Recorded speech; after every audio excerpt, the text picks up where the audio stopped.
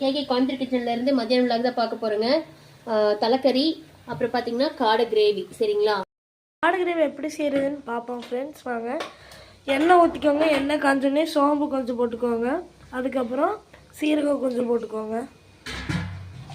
அதுக்கப்புறம் பச்சை மிளகாயும் கருவேப்பிலையும் கொஞ்சம் போட்டுக்கோங்க. அப்புறம் பெரிய வெங்காயத்தை நறுக்கி பொடியை நறுக்கி வச்சு அதில் போடுங்க.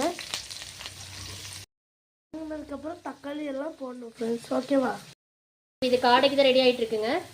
தக்காளி போட்டு தக்காளி வதங்கினோடனே கொத்தமல்லி தூள் ஒரு 2 ஸ்பூன் போடுங்க. ஓகேங்களா? ஒரு 1.5 ஸ்பூன்.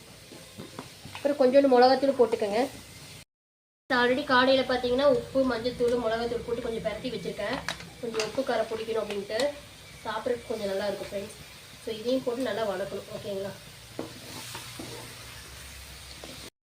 இப்போ பார்த்தீங்கன்னா சின்ன வெங்காயம் சாந்து தான் போட்டிருக்கு. இது ஒன்றும் பிரச்சனை இது பெருசு இல்லை. ஆல்ரெடி நான் ஏற்கனவே லாக் சொல்லியிருக்கேன். ஓகேங்களா? சின்ன வெங்காயம், குருமிளகு, பட்டை, கிராம்பு, சோம்பு இதெல்லாம் வதக்கி அரைச்சி ஊற்றிருக்கு. அவ்வளோதான்.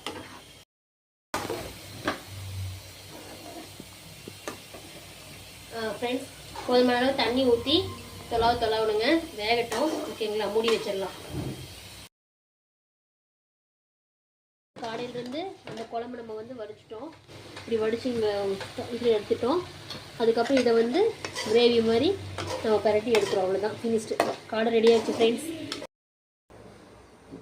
ஃப்ரெண்ட்ஸ். ஆவி பறக்க காடை ரெடி. அவ்வளோதான்.